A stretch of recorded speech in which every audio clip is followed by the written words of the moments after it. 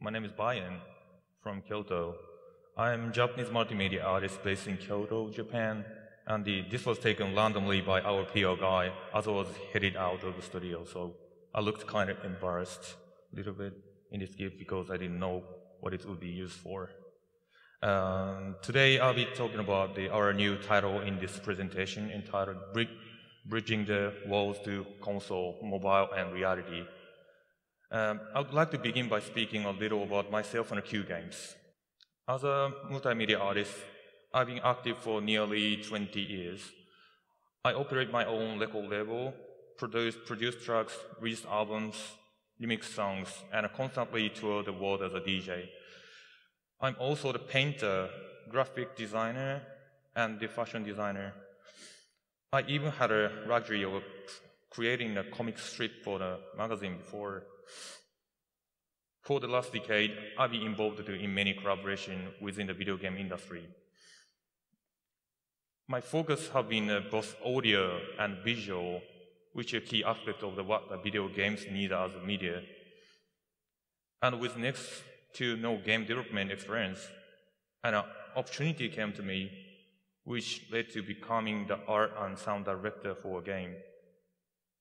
I knew from that moment, making the games was an amazing experience, and I still continue making the games to this day. So I stand here feeling very honored speaking to you today. My career really started with a musical contribution to the 2004 film Moog, a documentary film about Bob Moog, the creator of the first commercial theremin and the Moog synthesizer. The opportunity came when I was a student in art university performing the live shows. I would have never thought of being included in New Order's Blue Monday in my early 20s, realizing a young boy's dream coming true. Since then, I've performed live and DJs around the world. And also, I run all my record label. And last month, I released my new album featuring a collaboration with game composers such as C14 of Minecraft, Illustrable from Hotline Miami, and the disaster piece of the Phase and Hyperlight Drifter. Earlier, I mentioned working as art and sound director. That all started as a collaborative effort with Q games called PixelJunk Eden. After Eden, we worked on another collaboration featuring the PlayStation Move controller called PixelJunk 4AM. I also contributed the soundtracks and remixes for many other titles. For Little Big Planet 2, I not only provided tracks, but multiple instruments that the player can use to compose their own tracks in a game. After 15 years as a freelancer, I made a move to join Q Games as its creative producer and my first company last year. Located in historic Kyoto, Japan, Q Games is a studio known for its founder, Dylan Casper, key figure in the Star Fox development team. Our boss, an Englishman, leads an international team of the staff in the cosmopolitan city of Kyoto. Actually, we have the arguments over the air conditioning all the time. And the studio has many collaborating partners, such as the Star Fox Commander for the 3DS with the Nintendo, and PlayStation 4 exclusive title, The Tomorrow Children. Q Games has published the PixelJunk series since 2007, launching over 10 titles in the series to date and continue to make games in that series. Eden is one of those titles in the series. So, what is the PixelJunk Eden I've been talking about? From its inception, I worked on both the art and sound aspects of the title, and our concept was to portray the world I created into the game. It's even considered the most experimental title in the PixelJunk series too. And music is an essential element, and we received much praise for this title due to its techno sound in organic world. It creates a trippy experience of the plants going through repeated life and death moments. Eden is a combination of what I learned on the dance floor, and the game creating experience Q Games has gained through the years. Coincidentally, Eden was released at the very beginning of the PlayStation Network. This timing allowed the PixelJunk series to have the direct distribution infrastructure. It also allowed us to self-publish our own titles. Eden has received recognition from around the world and has won many awards. He was even nominated Eden for 3 different awards in art, sound, and technical excellence at the Independent Game Festival held at ZDC, and holds the honor of being the first title from Japan to be nominated. Thankfully, since then we had received many requests and emails from the community to make a sequel, and these days everybody has smartphones. And so we decided to bring the Eden to the mobile platform, aiming for more players, markets, and play experiences. And we are calling it Eden Obscura. Now I would like to share the teaser trailer we released earlier this year. This is Rob, actually.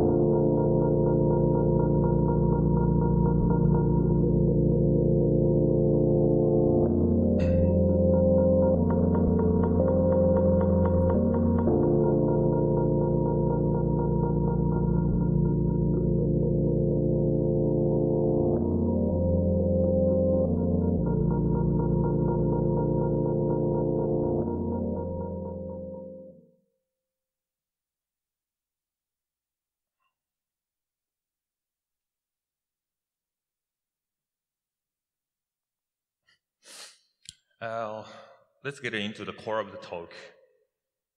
I'd like to into the challenges we faced when making Eden Obscura. Our concept evolved around the gospeling visual effect unique to mobile, balancing the console experience to the handset, and changing the gameplay time on a console theme. We needed to understand how these things would fit into the player's lifestyle.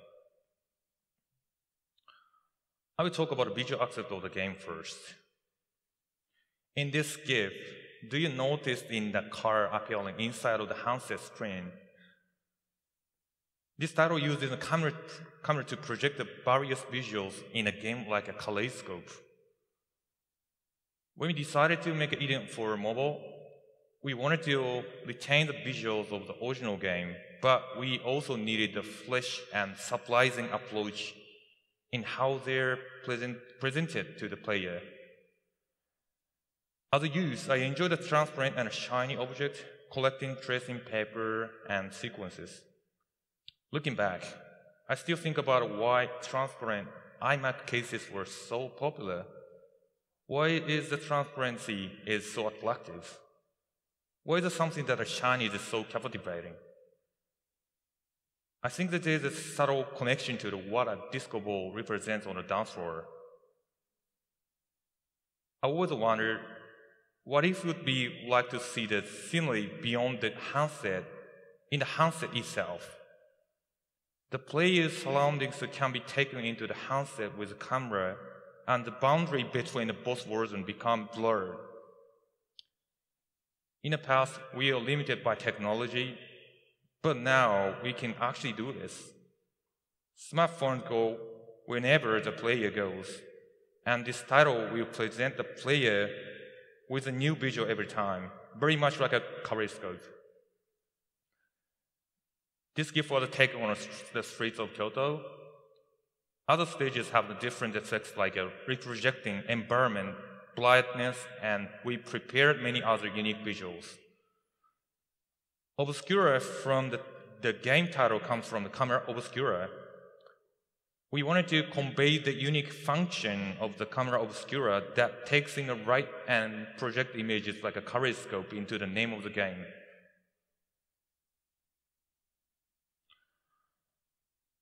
About playtime, The original Eden consisted of the stage with an hour of the gameplay towards the latter half of the game. For mobile, we adjusted the average playtime per stage to several minutes. Mobile users tend to play while they are idle or on public transit. I'm sure everyone here has played their share of the mobile games, with many games taking about 3 to 5 minutes to finish. So I thought, if the user was able to extend their playtime, would it really be something they would enjoy? So let's consider this. You're playing a slot machine game while waiting for your dating to show up. Time is almost up, but you're on a hot streak and hit the jackpot. And slot is pumping out coins and won't stop, but if you don't stop, you lose out and shows up late for the date. This is a real problem with pachinko. It's a game similar to slots in Japan. To play or not to play, this creates a frustration for the player. So we thought, let's offer gameplay that is addictive, but can be started and stopped whenever you want. About the controls. Since we no longer have the game controller, we redesigned the controls to be played with only one finger. With the original, the player's movements such as jumping had a soft, floaty feelings was popular within the community.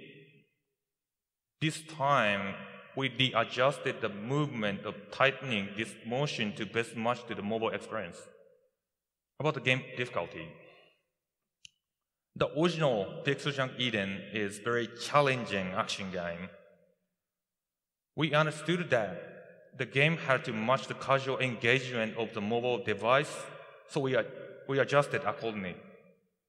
One example is we made a double jump for mobile as opposed to the single jump from the original. This allows the player to have the second chance to recover from falling. A simple swipe on the screen will allow the player to jump long distance too.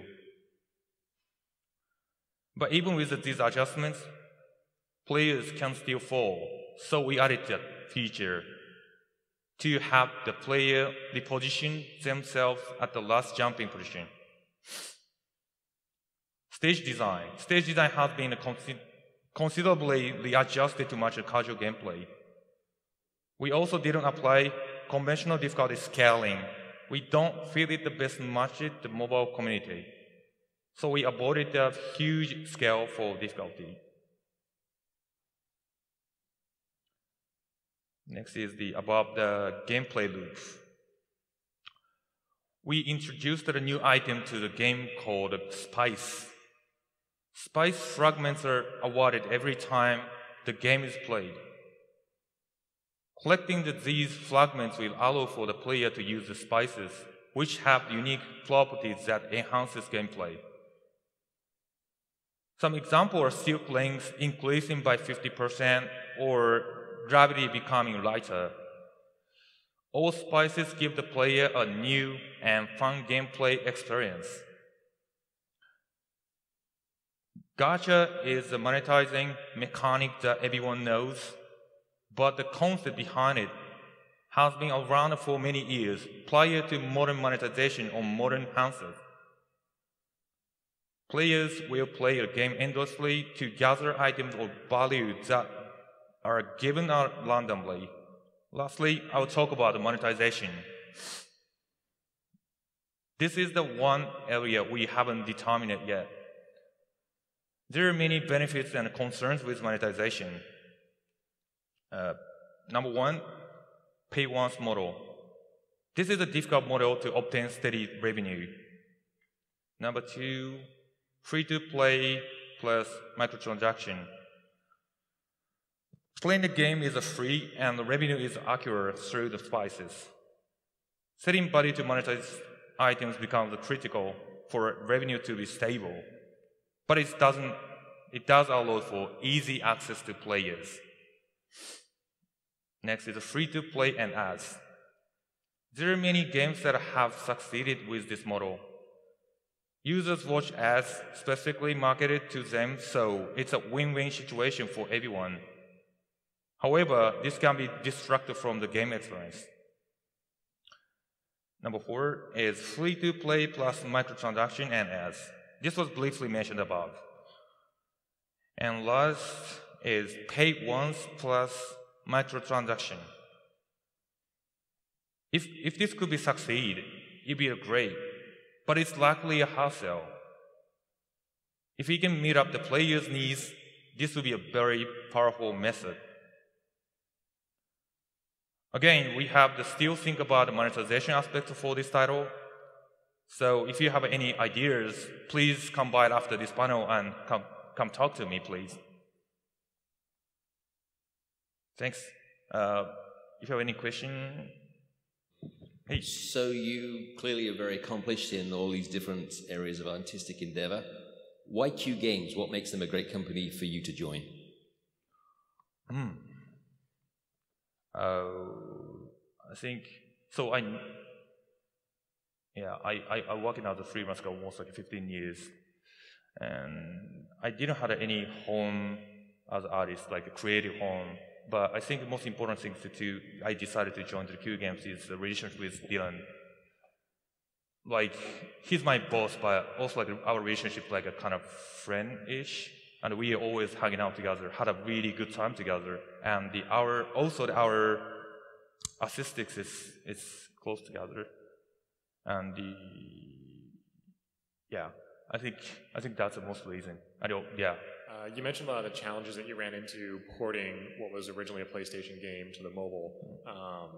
Did you discover anything new on mobile? Was there any sort of experiences or sort of like gameplay elements that you weren't expecting and the mobile experience that wasn't in the original sort of PlayStation experience? Do you feel like there's something like new that you found in the mobile version? You mean gameplay or? Yeah, like gameplay or experience, or just sort of like the aesthetic of the game. Okay. I think as I mentioned, like the player just going whenever with the handset. So the situation when they play the game is totally different. Because the console game, you have to sit down in front of the screen and just play it. But the mobile handset, you can go whenever. So that's one of the reasons I wanted to make the visuals differently every time, whenever you are. So the camera feature is so unique, and I really wanted to try. So yeah, the console and mobile is totally different, I think. And I'm so happy to make all these graphics with the camera screen. It's because it looks totally different, though every situation. And also, that was the things and the graphics that I never could make for console game. Yeah. Hi. Hi. Why did you pick Eden instead of any of the other PixelJunk games like Racers, Monsters? Why is that?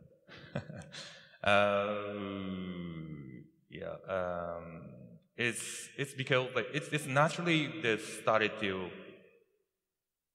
started the meetings about how we can make it Eden for mobile. It's because I joined the Q Games. Yeah, that's the most big reason why. Yeah. Thank you so much, Baiyon.